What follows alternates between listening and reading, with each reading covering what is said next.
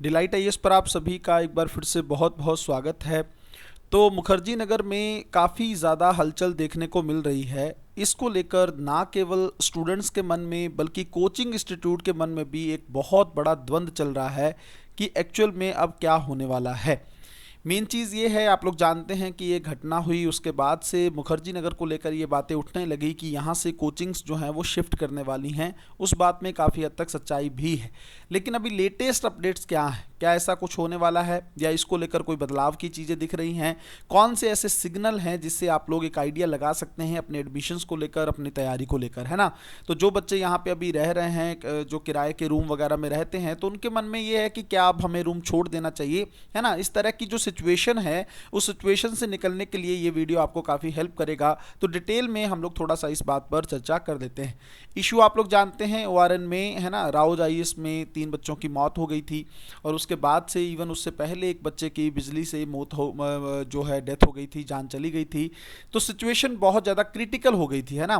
तो इसके चलते बहुत सारे स्टूडेंट जो हैं सड़कों पे उतर आए थे और उन्होंने सवाल खड़ा किया था, ना केवल एमसीडी के समक्ष बल्कि इन कोचिंग इंस्टीट्यूट के समक्ष, कि भाई अगर आप लोग इस लेवल तक मान लो फीस वगैरह भी ले रहे हैं तो बच्चों की सिक्योरिटी के साथ कॉम्प्रोमाइज़ क्यों किया जा रहा है ना? तो इसके बाद बहुत सारी चीज़ें हुई, बहुत सारी फंडिंग जो है स्टूडेंट इंस्टीट्यूट के द्वारा दी गई बच्चों को, जो जिन बच्चों की डेथ हो गई थी उनके परिवारों को, लेकिन उससे भी मैटर बहुत ज़्यादा शांत नहीं हुआ। अब हम लोग देखते हैं कि एक्चुअल में देखो, जो एलजी की बैठक हुई थी कोचिंग इंस्टीट्यूट के साथ या एमसीडी के अधिकारियों के साथ, उसमें ये डिसाइड हुआ था कि नरेला और रोहिणी जैसी जगहों पर जो है अब कोचिंग हब इस्टेब्लिश किए जाने की ज़रूरत है ना? उनका जो डिस्कशन था उस मीटिंग का और वो जो पब्लिक किया गया उस बात को, उसमें ये कहा गया कि देखो, जो मुखर्जी नगर है या फिर ओआरएन वगैरह जो भी सिचुएशन जगह हैं, यहाँ पे क्या है कि इंफ्रास्ट्रक्चर उतना अच्छा नहीं है ना? और रेगुलेशन को फॉलो नहीं कर पाते यहाँ के ऑनर्स वगैरह जो हैं, और काफ़ी हद तक एक गठजोड़ बन चुका है किसके किसके बीच में, कोचिंग हब्स के बीच में, है ना, कोचिंग इंस्टीट्यूट के बीच में, और इवन इसके साथ जो लैंड ऑनर्स जो हैं, जो यहाँ पे जो मालिक हैं ज़मीन के या जो जिनके घर में बच्चे रहते हैं, ऑनर्स जो हैं, है ना, लैंडलॉर्ड्स वगैरह जो हैं, उनके साथ एक गठजोड़ देखने को मिलता है। और फिर वो लोग फीस इधर कोचिंग की भी बढ़ती रहती है, उधर रहने का खर्च भी बढ़ता रहता है। तो कहीं ना कहीं पे इन सब सारी चीज़ों में हरासमेंट जो है, शोषण जो है, वो स्टूडेंट्स का देखने को मिलता है ना? और एमसीडी के अधिकारी कुछ खास इसमें करते नहीं हैं, है ना? निकासी व्यवस्था को लेकर या दिल्ली की बहुत सारी समस्याएं हैं, आप लोग अच्छे से जानते हैं। थोड़ी सी बारिश दिल्ली में हो रही है तो दिल्ली एक हिसाब से डूबती चली जा रही है। इसके लिए कौन जिम्मेदार है, अभी इस बात को लेकर तय किया जाना बाकी है। तो उस मीटिंग में यह तय हुआ था कि नरेला और रोहिणी कुछ ऐसी ये जगहों को चुना जा सकता है जहां पर कोचिंग को रेलिकोट जो है, इनको फिर से रिलोकेशन इनका किया जा सकता है, दोबारा से इनको वहां पे स्थापित किया जा सकता है।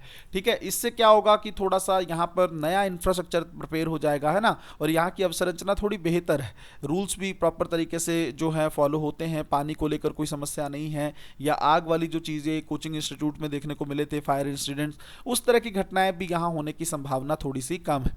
ठीक है, फिर उसके बाद में आप लोगों को पता है, कुछ दिन पहले जो है दृष्टि आईएएस के ऑनर हैं, ये डायरेक्टर भी हैं, विकास दिव्य कीर्ति जी, इन्होंने अनाउंस किया था कि भाई हम लोग जो हैं नोएडा मतलब अनाउंस, मतलब ये उनका मानना था कि नोएडा शिफ्ट कर रहे हैं, है ना? इस तरह की बात उन्होंने कही। हालांकि दृष्टि आईएएस की तरफ से अभी तक चैनल पर कुछ भी ऐसा पब्लिक नहीं किया गया है, क्योंकि खुद दृष्टि द्वंद्व की सिचुएशन में चल रहा है। वो द्वंद्व है क्या, मैं अभी आप लोगों को बताने वाला हूँ। फिर उसके बाद में बहुत सारी कोचिंग्स हैं जिन्होंने मुखर्जी नगर से करोल बाग की तरफ चलना शुरू कर दिया, या वजीराबाद को वो लोग हब बनाने की तरफ हैं। इजी क्लासेस वगैरह जैसी कोचिंग जो हैं नई जगह तलाश कर रही हैं, कमला नगर की साइड की, वहाँ पे कुछ अपने आप को जो है इस्टेब्लिश किया जाए। तो एक सवाल जो बच्चों के मन में बार बार आ रहा है और कई लोगों ने मैसेज करके पूछा कि क्या सर ओआरएन से भी सिचुएशन खराब होगी, मतलब यहाँ से भी शिफ्टिंग होगी या यहाँ पे बना रहेंगी चीज़ें? देखो, अभी मैं क्योंकि वहाँ पे क्लासेस कर रहा हूँ तो मुझे पता है, वहाँ पे मैंने बच्चों से अलग से भी बात की है ना, और इवन वहाँ की सिचुएशन को भी थोड़ा क्लोजली देखने की कोशिश की। तो जो मुझे अभी तक समझ में आया है वो ये है कि यहाँ पे अभी ऐसा कुछ प्लान है नहीं, है ना, ओआरएन की तरफ से, मतलब ज़्यादा कोचिंग्स ने ऐसा कुछ अनाउंस नहीं किया है। हाँ, मुखर्जी नगर से बहुत तेज़ी से कुछ अनाउंसमेंट्स हुई थी, लेकिन उसको लेकर भी मैं अपडेट आप लोगों को अभी देने वाला हूँ। देखो, सबसे पहली चीज़ अभी हाल ही में क्या हुआ है, देखो, एक जो चीज़ मुझे सुनने को मिली, कल कुछ लैंडलॉर्ड्स जो हैं वहाँ पे मिले थे कोचिंग्स में मुझे, तो वो लोग बता रहे थे कि दृष्टि की तरफ से जैसे अब ये प्लान किया जा रहा है वापसी करने का, कहाँ पर? मुखर्जी नगर में। हालांकि बच्चों देखो, मैं फिर से कह रहा हूँ कि ये चीज़ें जो है ना, ये ऐसा ऑफिशियली अभी कुछ नहीं है, इसीलिए मैंने, आप लोगों ने वीडियो का टाइटल भी देखा होगा कि पर्दे के पीछे हो रही हैं ये सारी चीज़ें, है ना। पब्लिकली तो अभी कुछ भी नहीं चल रहा है। और पब्लिकली कौन कौन सी चीज़ें हैं कि जैसे मान लो कुछ बच्चों ने जैसे यहाँ के रूम छोड़ दिए हैं, है ना। एक दो स्टूडेंट से मैं मिला, उन्होंने बताया कि संस्थान जो है दृष्टि आईएएस वो बच्चों से पूछ रहा है कि आपको नोएडा जाना है या फिर आपको करोल बाग में रहना है। ज़्यादातर बच्चों ने नोएडा की हाँ करी है ना। इस तरह की बातें भी मैंने सुनी हैं। दूसरा ये है कि जैसे अभी जो मुझे लेटेस्ट अपडेट है वो ये है कि दृष्टि की वापसी फिर से मुखर्जी नगर में हो सकती है। वापसी मतलब अभी छोड़ के तो नहीं गए हैं, वो ऑफिस वगैरह यहीं पे है, लेकिन मेन ये है कि फिर से क्लासेस जो है यहीं पे स्टार्ट होंगी। पूरी तरीके से इसको नहीं छोड़ा जाएगा। इवन अब ये देखा जा रहा है कि बेसमेंट में क्लास ना चले। देखो, बेसमेंट को लेकर ही इशू था, तो अब ये सॉर्ट आउट कर लिया जाएगा। तलाश की जा रही है कुछ इस तरह के हॉल की जो बेसमेंट में ना हो और वहां पे क्लासेस को रन किया जा सके। अब आप कहोगे सर ऐसा है क्या, क्यों मुखर्जी नगर को छोड़ना उतना कठिन है या आसान नहीं? उसका रीजन बच्चे बहुत सारी चीजें हैं। देखो, आपको पता है कि ये शरणार्थी के प्लेसेस थे, पाकिस्तान से जो लोग आए थे वो यहाँ पे बस गए थे। हम लोग एक दिन बात करेंगे कि किस तरीके से जो है मुखर्जी नगर शरणार्थी कैंप से आज जो है बहुत बड़े बड़े जो है कोचिंग हब में तब्दील हो गया। ना केवल मुखर्जी नगर बल्कि ओआरएन भी, है ना। तो कौन सा कारण है? सबसे बड़ा कारण है दिल्ली यूनिवर्सिटी का आसपास होना, है ना। तो दिल्ली यूनिवर्सिटी के जो है, आपको पता है कि बहुत सारे बच्चे तैयारी भी करते हैं, तो वो साथ में ऐसी जगह चाहते हैं जहां पर वो लोग कोचिंग कर सकें। दूसरी चीज़ ये है कि जैसे आप खुद सोच के देखो, जब किसी चीज़ को बनने में बहुत सारा समय लगता है ना। अब मुखर्जी नगर का नाम आपको पता है कि ऑल ओवर इंडिया अगर आप देखेंगे, इवन दुनिया भारत के बाहर भी लोग जानते होंगे कि दो जगह जैसे ओआरएन और मुखर्जी नगर जो है, तो ये माइंड में ये आता है कि अगर किसी बच्चे को ऑफलाइन तैयारी करनी है तो दिल्ली में जाके ये दो हब हैं, वहाँ पे हमें जाना होगा। तो किसी भी चीज़ की जो मोनोपोली है या एकाधिकार है या फिर एक हब होने का जो एक प्रोसेस है, उससे हटने के लिए टाइम तो लगेगा ही ना। तो इसलिए इतना आसान नहीं होगा। मे बी अगर बड़ी कोचिंग्स 2-3 साल का लॉस उठा सकें तब तो वो इस चीज़ को कर सकती हैं, बट अदरवाइज छोटी कोचिंग्स के लिए तो बहुत मुश्किल है कि 2-3 साल बिना स्टूडेंट के सर्वाइव करना। तो इसलिए अभी मुखर्जी नगर को छोड़ना बहुत मुश्किल लग रहा है। तो पिछली वीडियो में तो हम लोगों ने बात की थी कि नोएडा और ये सब चीज़ें, लेकिन अभी मुझे जो लेटेस्ट अपडेट मिली है उसमें ये निकल के आया है कि मुखर्जी नगर जो है बहुत कम संभावना है कि अब यहाँ से हब खत्म हो। ये हो सकता है कि यहाँ के आसपास थोड़ा इंफ्रास्ट्रक्चर को लेकर काम किया जाए, है ना। कोचिंग इंस्टीट्यूट थोड़ा फायर जो है एनओसी को लेकर थोड़ा अच्छे से काम करें, या निकासी व्यवस्था को लेकर सभी कोचिंग्स थोड़ा सा एमसीडी के सामने अपनी परेशानियों को रखें। ये सारी चीज़ें तो फिर भी संभावित हैं, बट अभी के लिए नोएडा, क्योंकि देखो मैंने आप लोगों को एक चीज़ बताई थी, देखो नोएडा की ना अपनी समस्याएं, है ना। सबसे पहली तो स्टेट ही डिफरेंट हो जा रही है, वो है ना यूपी स्टेट है। दूसरा, वहाँ की अपना एक कॉरपोरेट का हब है, वहाँ पे फ्लैट्स आपको देखने को मिलेंगे, बहुत ज़्यादा बड़े बड़े हॉल नहीं है क्लासेस करने के लिए। फिर बड़ी, जैसे मैंने आपको बताया कि बच्चों के लिए अभी एकदम से माइंड का भी तो बात है ना।